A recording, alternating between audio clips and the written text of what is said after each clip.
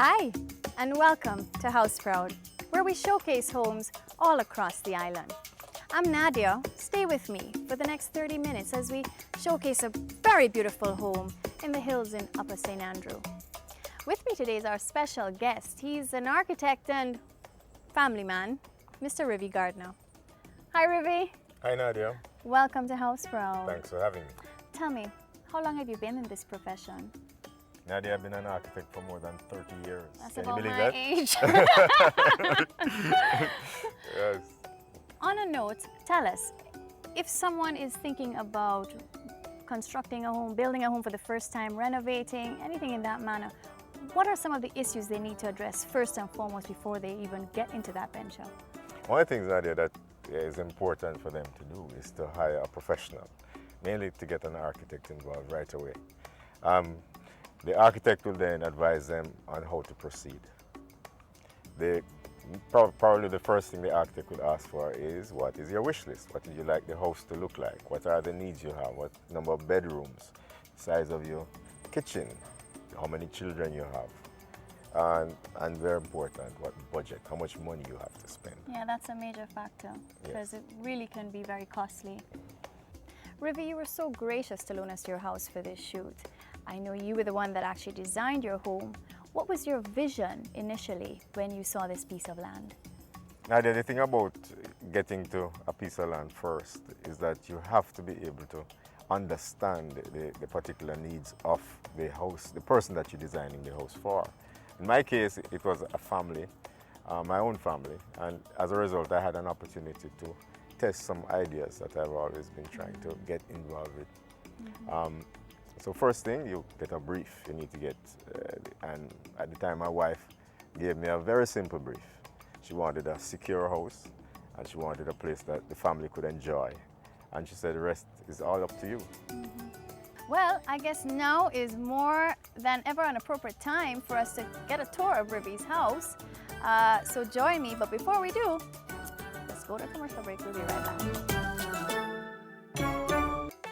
Rivi, your door, how come you used an arch door as opposed to a straight, everybody normally has a rectangular shaped door. You know, one of the things we spoke about earlier was the influences that I used, that made the architecture of this home different. Yeah. One of the things is the Spanish influence, Okay. and they use the arch a lot. And it reminded me of some of the things we looked at when we were designing. Oh, hi. Welcome back. Well, we're about to go into Rivi's house, and I can't wait because I just hear it's so lush and beautiful inside. So, Rivi, you lead the way. Welcome, Nadia. Oh my God. You like it? Love it. This is so beautiful. This whole outdoor, indoor concept. Oh my goodness. Come, I need to see more. This is what is the entire concept. This is what the essence of the house is. The ability to have in the outside, inside, and yet you're at home. So this, you would call this what? Like a... This is a courtyard. Courtyard. Yeah, this is a courtyard. There's a particular surprise I have for you though, which is each one of these windows is a painting for you to look at. You get a different view of the city through each window. And that is what replaces the need for paintings along this wall. You get the real thing. What I like about it is the fact that you don't have regular windows, but more shutters, so that you really don't miss anything of the view. This is amazing, Rivi. Oh my word. You remember we were talking earlier about the influences. Yes. The shutters is very much a Spanish feeling to it. And it also combines this feeling with the inside, with the courtyard inside. Because the Spanish do a lot of entertaining outside. And you know that there's siesta time in the middle of the day, so they spend a lot of time at home, and they need the privacy of their space, even in the middle of the day. So the essential thing here to remember is that this is the focus. This is the essence of the home, is where the fountain is. I mean, I've just been here for 5 minutes, and there's such a tranquility, a calmness, a peace, and I guess it's because you've used those chi elements, the water, you have the wind, you have ample light Lighting. coming into the house. This is beautiful. Oh, word. The other thing, Nadia, that I was important for me to explore at the time was the use of local materials. And you'll notice that I've combined them in a kind of a harmonious way, because you also have to, you know, understand that nature is the essence of our being, and that you have the bricks, which are locally produced, the tiles, a brick Right. tile, which is locally produced, the stone, which adorns the staircase, decorates the staircase, Right. is a river stone with different shades, you know, put together in a mosaic form. Right. The walls, which you will notice, are decorated also with limestone. And I mean, the craftsmanship, the time that it takes, I don't know if you have those kind of craftsmen anymore who would take that time to put those walls in that kind of shape and form. Also, I noticed your artwork, your different pieces. You have from canvas pieces to pieces made out of steel, wooden pieces. Where do you get these? Is it just all local, or you've collected them over the years? I'm glad you mentioned over those 30 years. Yes, yes, that's part of it. But one of the things that I always try to do when I'm designing is that I have to combine the art with the architecture. It's a personal thing of mine. And so over the years, I've collected a wide range of pieces of art, sculpture, painting, and so on. And I have always liked the local artists. I use that most of the work here is done by Jamaican artists. Oh, that's and I have a couple of favorites. But you'll also be able to see some that I have picked up on traveling abroad. And that's one of the things I do in order to enhance my creative side, is to get influences from other parts of the world. Yes, and you'll see that some, you know, even in the furniture, you'll see some Indonesian are these from Indonesia? These are from Bali. Oh, wonderful. Yeah. We have your entertainment center here, and across the way here we have your dining room. I mean, no matter where you go, I think the natural trend is to have a rectangular dining table or a square dining table, but this is like Knights of the Round Table. This is beautiful. Was this made here locally as well? Or? Yeah, this is all locally made. The particular form relates to the shape of the dining room. The form, you notice there's the steps are rounded on the end, and it was just to reflect that particular thing. And on that I note, used a lot of children. I have a lot of children, so we needed a lot of space, right? Seats. Yes. What I noticed too is your different usage of shapes. So like you have your porthole windows, you know, the curves, yes, in the flooring, your columns, cylindrical shapes, all really and truly the first time I've noticed that it would complement each other that way. That is part of the composition. As an architect, we understand, we try to fit together these pieces to get a pleasing composition. And that is what I have done with the architecture of this space. The particular area here, it's like my art area. You notice that because I use the other space for the real pictures. Right. This is where a lot of the art is presented. And I have some of my favorites, and you notice a lot of them have to do with nature. Yes. That and woman. Yes. And there's another element as well, music.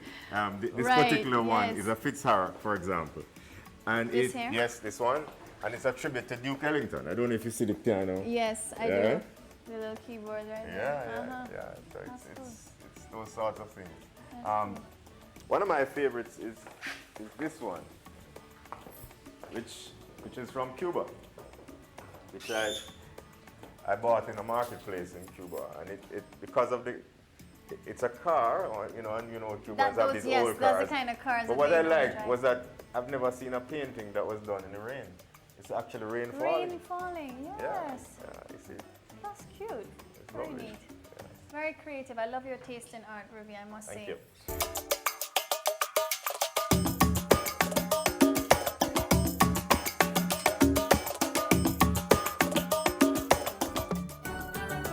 Here at Rivi's house, and as you can see and hear the beautiful waterfall behind me.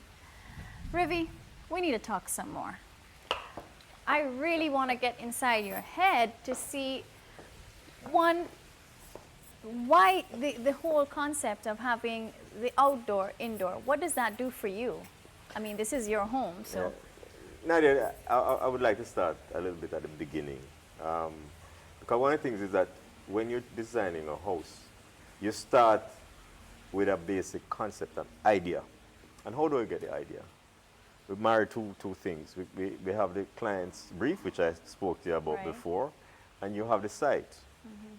And you work with those two elements to come with some concept, a concept which is going to satisfy all of those needs that the clients have and deal with address the environmental issues on the site and so on. That's one thing I wanted to ask you, because you would have had a bare piece of land with trees, maybe fruit trees or whatever have you, and you want to put this beautiful lush home that is actually 3 levels in this space. How do you do that without destroying the environment? That was a challenge, and that's one of the things that this house does achieve. If you notice, when people are building on the hillsides in Jamaica, they often make the mistake of not having the house sit on the land. You actually see the house sticking out. Sticking out, right. And you see these many levels sticking out, and it's not very attractive. It actually is the faces the natural beauty of the land. What we have done here is that we have put the house into the landscape. And if you view the house from, say, the street below, which is a fair distance down, you won't even recognize that there's a house here because it sits Tucked away. tucked into the environment.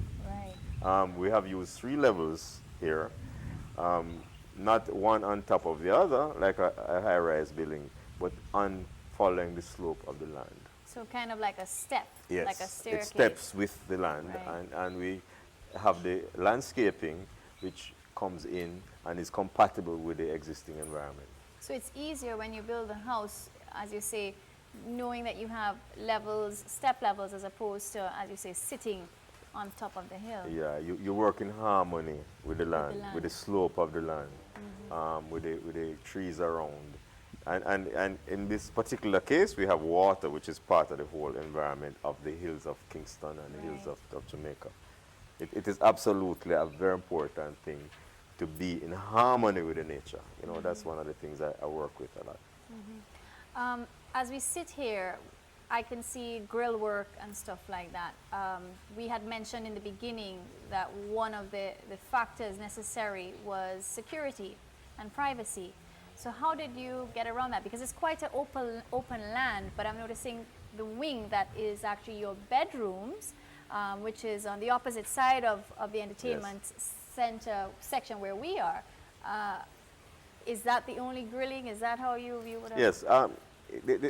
On essential things in Jamaica, that one, and particularly in Kingston, you have to be concerned with security.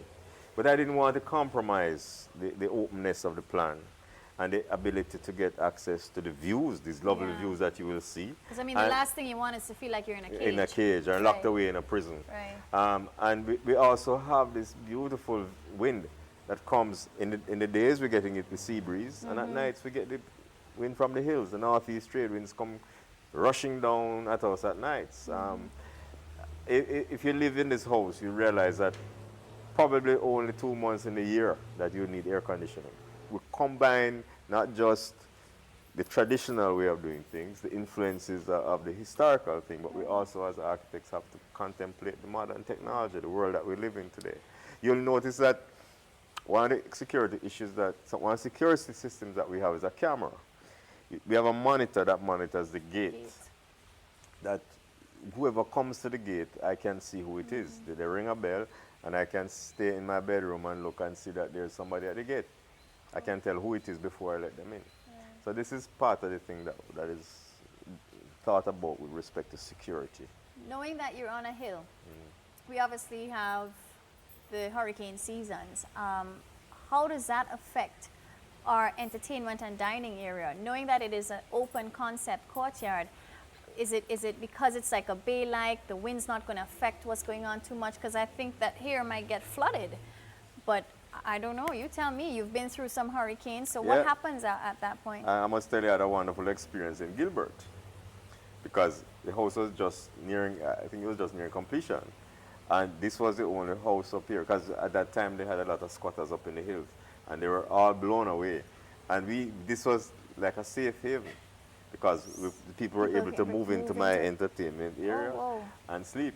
And it was really fantastic. The thing is that we designed for the tropical hurricanes. You'll notice the slope of the roofs, for example. Right. They are steeply sloped, which allows the wind to move freely, and it actually helps us with the windows that we have. The wind blows through as well. What we made sure in the hurricanes is to move the furniture out of here, and really just because of the rain. But because of its openness, the wind blows through very freely. You can actually watch your hurricane happening from here. That's quite unique.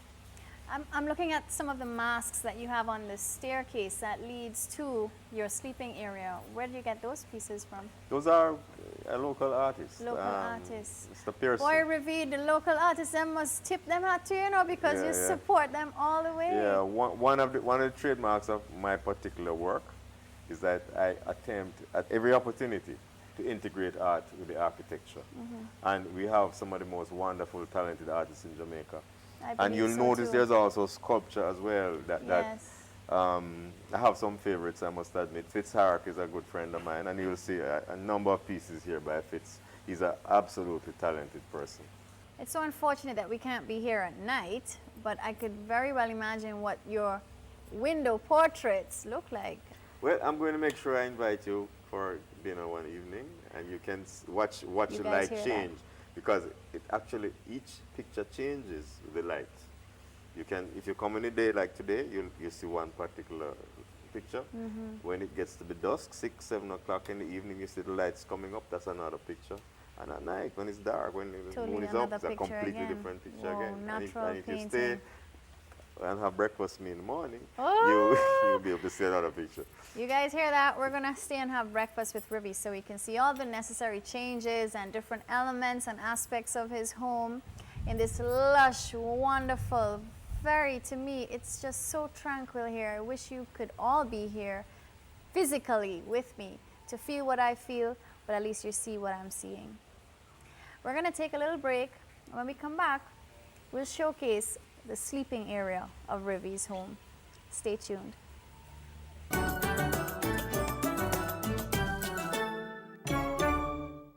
Hi, welcome back. We're here at Rivi Gardner's home, and now to go and see where all the action happens in the sleeping area.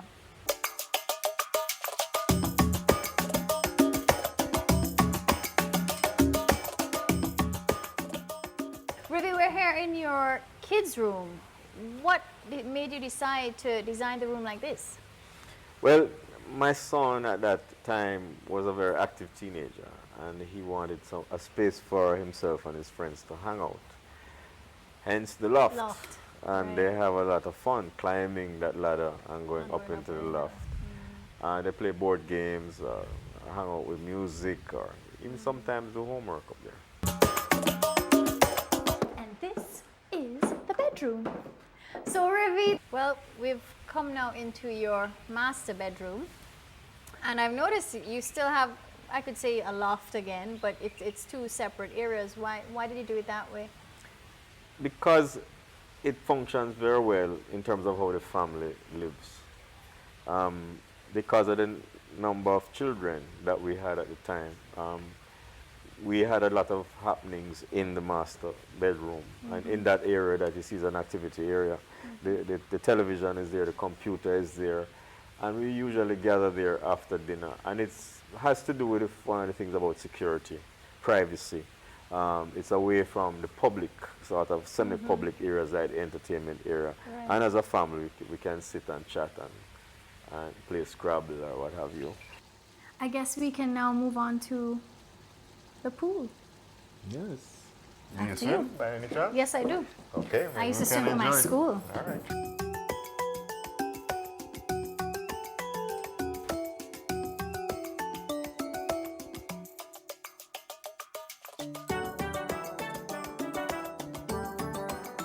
Well, you know, we're wrapping up and we're winding down our show, and it's been such a pleasure having you. And we thank you so much for having us at your home. But before we go, what sort of tips can you give our viewers, ones who may be venturing into buying a home and renovating, or even as you've done many years ago, fresh piece of land and want to build, what sort of tips can you give them to get them on the right path?